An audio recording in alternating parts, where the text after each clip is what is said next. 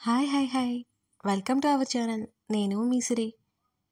ఈరోజు మనం చెప్పుకోబోయే కథ విలన్ పార్ట్ 104. ఈ కథ మీకు నచ్చుతుందని అనుకుంటున్నానండి. ఇక ఆ కథలోకి వెళ్ళిపోదామా? జ్ఞాన, అభికి ఏమైంది? అంత హఠాత్తుగా వెళ్ళిపోవడంతో అడిగాడు రక్షిత్. స్వేచ్ఛ కూడా ఎప్పుడూ చూడనంత దిగులుగా ఉన్న అభయ్ ముఖాన్ని గుర్తు చేసుకుంటూ జ్ఞాన వైపు చూసింది. అత్తయ్య గుర్తొచ్చుంటుంది.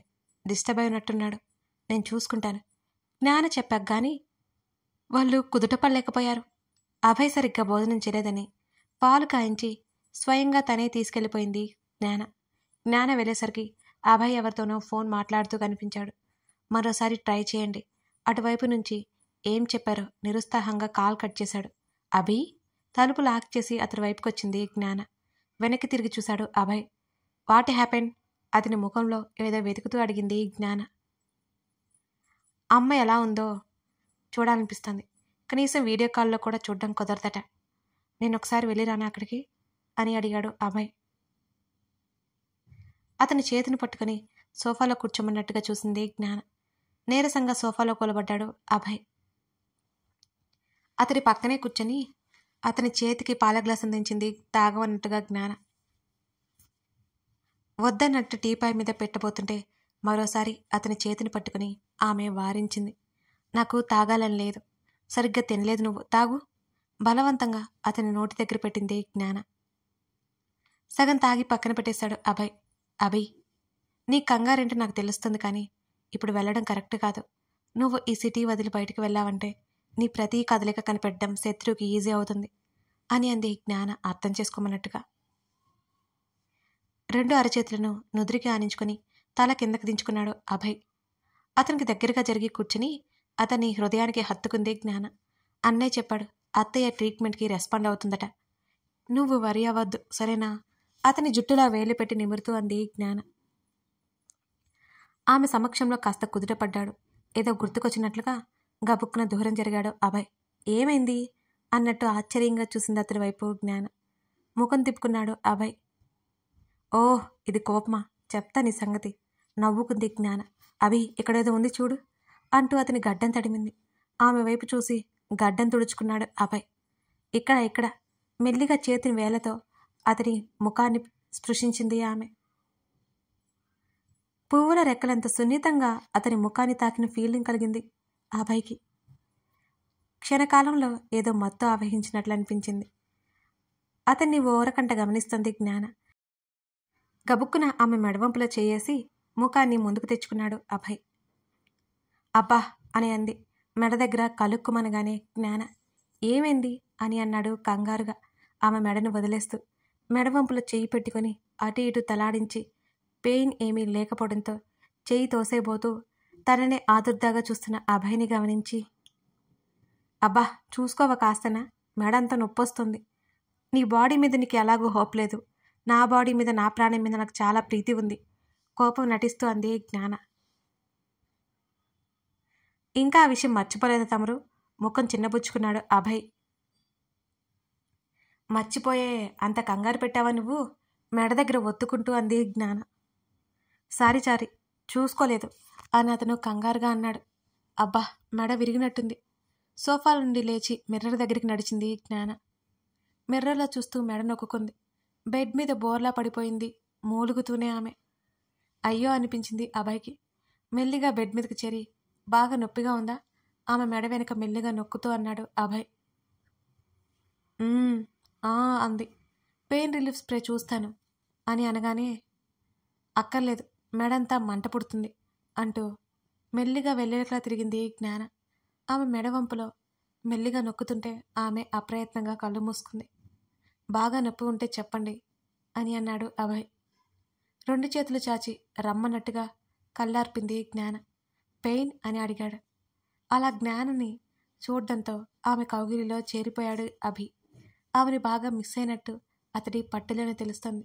వెచ్చటి కౌగిలిలో ఇద్దరూ చుట్టూ గుర్తులేనంతగా ఇమిడిపోయారు. అభి, నిన్ను జాగ్రత్తగా చూసుకుంటాను అని ప్రామిస్ చే. కొంచెం దూరం జరిగి అంది జ్ఞాన ఆమె కళ్ళల్లోకి చూస్తూ. ఆమె నుదుటిన ముద్దు పెట్టి, ప్రామిస్, ఇది సరిపోతుందా అని అడిగాడు అభయ్ నవ్వుతో. అతన్ని గట్టిగా హత్తుకుని అతడి హృదయంలో ముఖం దాచుకుంది జ్ఞాన. నీ కోపం ఎందుకు వచ్చింది ఇడియట్ అని అడిగింది జ్ఞాన. ఆమె ముఖాన్ని చేతుల్లోకి తీసుకుని ఆమె చెంప మీద ముద్దు పెట్టాడు. కళ్ళు మూసుకుంది జ్ఞాన. ఆమె చేతులు అతడి మెడ చుట్టూ ఉన్నాయి.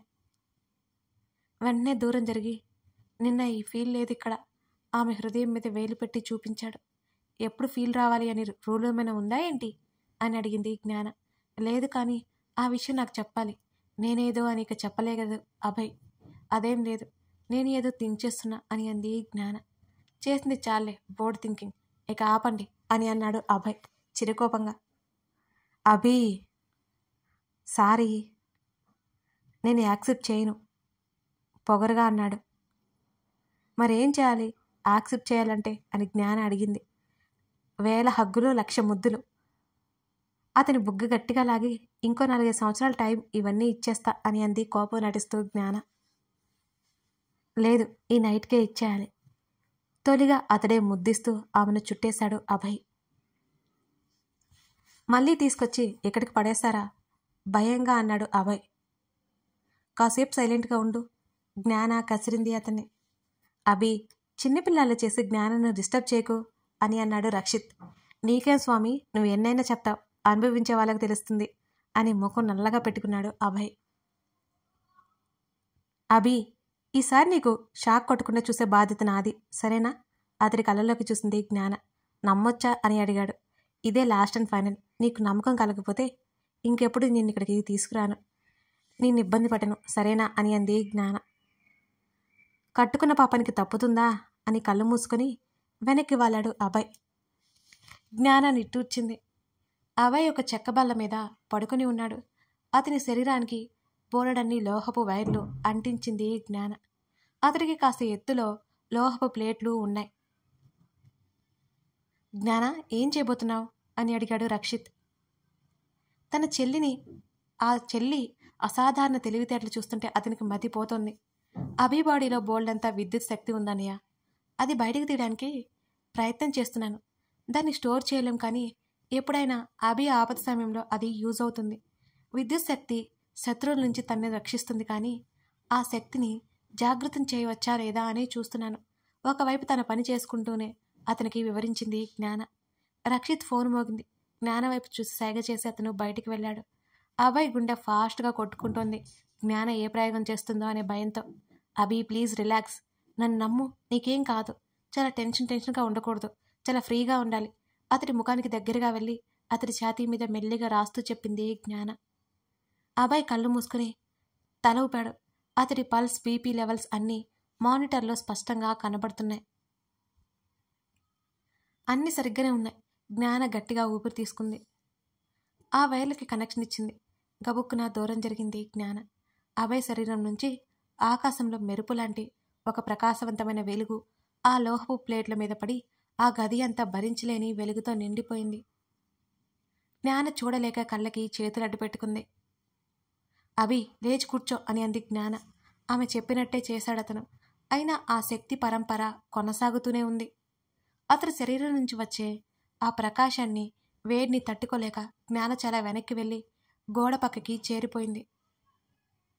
ఎక్కడున్నారు, కనిపించట్లేదు మీరు నాకేంటి అని అడిగాడు అభయ్. అభి, నీ బాడీకి ఉన్న వైర్లు తీసేయ్ అని చెప్పింది జ్ఞాన. అలాగే చేశాడు అభయ్. అతనికి ఎటువంటి షాక్ కొట్టలేదు. అయినా సరే అతడి శరీరం నుంచి ప్రకాశం ఆగలేదు. గంభీరమైన ఆకాశంగా మారిన అతని శరీరం నుంచి విపరీతమైన మెరుపులొస్తున్నాయి. అభి, అది కంట్రోల్ చేయడానికి ప్రయత్నించే అభి. నీ బాడీ నుంచి విపరీతమైన శక్తి బయటకు వస్తుంది అభి. అది కంట్రోల్ చేయడానికి నువ్వు ప్రయత్నం చేయి. దూరంగా ఉండి మాట్లాడుతోంది జ్ఞాన.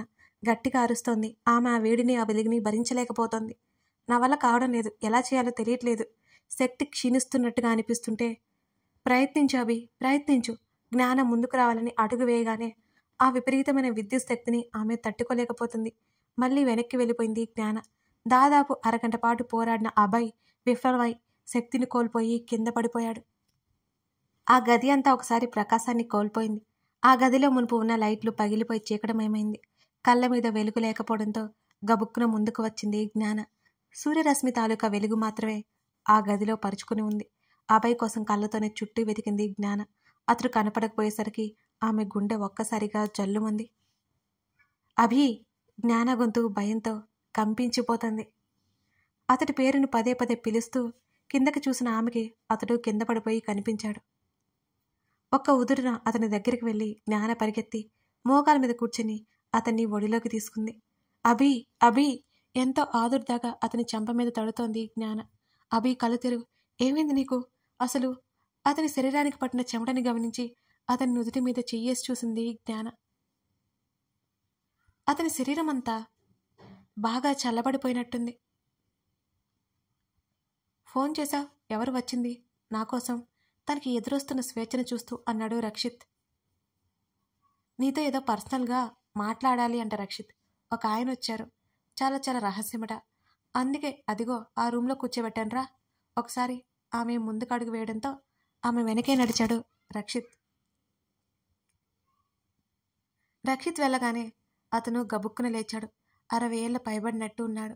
ఆయన శరీరం భయంతో వణకగా, కళ్ళు కంగారుతో నిండిపోయి ఉన్నాయి. ఎవరు నువ్వు? రక్షిత్ సూటిగా ప్రశ్నించాడు ఆయన్ని.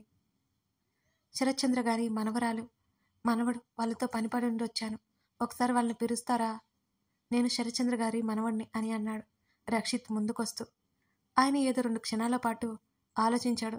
జ్ఞాన, అభయ్ ముఖాలు అతనికి బాగా గుర్తున్నాయి. రక్షిత్ రూపాన్ని గుర్తు చేసుకోవడానికి ప్రయత్నం చేస్తున్నాడు. స్వయంగా జ్ఞాన తన అన్నయ్యని పరిచయం చేయడం గుర్తొచ్చి ఆయన ముఖంలో చిన్న వెలుగొచ్చింది. గబగబా తలుపు దగ్గరికి వెళ్ళి ఆ తలుపు మూసివేశాడు. ఇదిగోండి అయ్యా అంటూ తన చొక్కా నుంచి ఒక కవర్ బయటికి తీసి రక్షిత్ చేతిలో పెట్టాడు. ఆ కవర్ వైపు ఒకసారి చూసి ఎదురుగా ఉన్న వ్యక్తిని చూస్తూ ఏంటిది అన్నట్టు చూశాడు రక్షిత్. శరత్చంద్ర గారు చనిపోయే ముందు ఆయన డ్రైవర్కి ఇచ్చారు. డ్రైవర్ నా అల్లుడు. నా అల్లుడిని చంపేశారయ్యా. నా అల్లుడు పోతూ పోతూ ఇది మీ చేతికి ఇవ్వమని చెప్పారు అని ఆయన ఏడుపు గొంతుతో చెప్పాడు. దుఃఖం తాలూకా కన్నీళ్లు స్పష్టంగా కనబడుతున్నాయి రక్షిత్కి. సరే మీరు ఇక్కడే ఉండండి, నేను మా చెల్లిని తీసుకొస్తాను అని రక్షిత్ అంటుంటే, వద్దయ్యా వద్దు, నేను వెళ్ళిపోవాలి, లేకపోతే నా కూతుర్ని నా మనవరాన్ని కూడా చంపేస్తారయ్యా అని ముఖానికి కండువా చుట్టుకొని ఆ ఇంటి నుంచి వెనక నుంచి పరిగెత్తాడతను. వెంటనే రక్షిత్ అక్కడున్న సెక్యూరిటీతో ఒక అతన్ని పిలిచి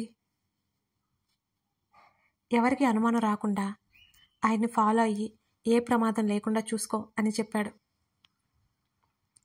సెక్యూరిటీ అతను తల ఊపి ఆ పెద్ద ఆయన్ని ఫాలో అవడానికన్నట్టు వెళ్ళిపోయాడు. వెంటనే ఈ విషయం జ్ఞానంతో చెప్పాలి అని గబగబా ల్యాబ్ వైపు వచ్చాడు రక్షిత్. ల్యాబ్లో ఒక్కసారిగా ఏదో పగిలిన శబ్దం వినిపించడంతో అతను ఉలిక్కిపడి గబగబా గది ముందుకు వెళ్ళి తలుపు కొట్టాడు. ఆ తలుపు తీయడం ఎవరి వల్ల కాదు. అభయ్ ఎంతకీ లేవకపోవడంతో జ్ఞాన గుండె దడదల్లాడిపోయింది. అదే సమయంలో రక్షిత్ తలుపు కొడుతుంటే ఆ భయాందోళన నుంచి కాస్త పక్కకు వచ్చి గట్టిగా ఊపిరి తీసుకుని గబుక్కున వెళ్ళి తలుపు తెరిచింది జ్ఞాన. ఎదురుగా రక్షిత్ కనిపించాడు. జ్ఞాన ముఖంలో కంగారు స్పష్టంగా కనిపిస్తోంది అతనికి. అతడు అడక్క ముందే అన్నయ్య త్వరగా రా, అభి ఫెయింట్ అయ్యాడన్నయ్య అని జ్ఞాన రక్షిత్ని పిలిచి గబుక్కున అభయ్ దగ్గరికి వచ్చింది. రక్షిత్ కూడా లోపలికి పరిగెత్తాడు. నిశ్చలంగా పడి ఉన్న అభయ్ని చేతుల్లోకి తీసుకున్నాడు రక్షిత్. బరువుగా అవలీలు ఎత్తగలే రక్షిత్కి చాలా బరువుగా అనిపించాడు అభయ్. కష్టంగా వాళ్ళ గదికి తీసుకొచ్చాడు అతన్ని.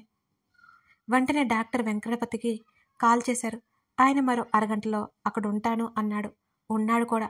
ఆయన హడావుడిగా వస్తూనే జ్ఞాన ఏమైందమ్మా అని అన్నాడు. స్పృహ తప్పి పడిపోయాడు అంకుల్. జ్ఞాన అసలు విషయం చెప్పకుండా చెక్ చేయమన్నట్టు చూసింది ఆయన్ని. వెంకటపతి చెక్ చేసి చాలా వీక్గా ఉన్నాడు జ్ఞాన. సరిగ్గా తినలేదా ఏంటి? అందుకే కళ్ళు తిరిగి పడిపోయి ఉంటాడు. బీపీ లెవెల్స్ కూడా బాగానే ఉన్నాయి. కష్టపడ్డట్టుగా ముఖమంతా పీకిపోయింది. సరిగ్గా ఫుడ్ తీసుకోవట్లేదా ఏంది? ఇంజెక్షన్ తీసి చేస్తూ అన్నాడు డాక్టర్ వెంకటపతి. ఇవాళ ఫుడ్ తీసుకోకుండా హెవీ వర్కౌట్ చేశాడు అంకుల్ అని అంది జ్ఞాన. డోంట్ వరీ జ్ఞాన, ఇంకో 1/2 అవర్లో మెలకువ వస్తుంది అని అర్జెంటు పని ఉండి వెంకటపతి హడావుడిగా అక్కడి నుంచి వెళ్ళిపోయాడు. స్వేచ్ఛ కంగారు పడిపోతుంటే ఆమె భుజం తట్టాడు. ఏం కాదన్నట్టు రక్షిత్.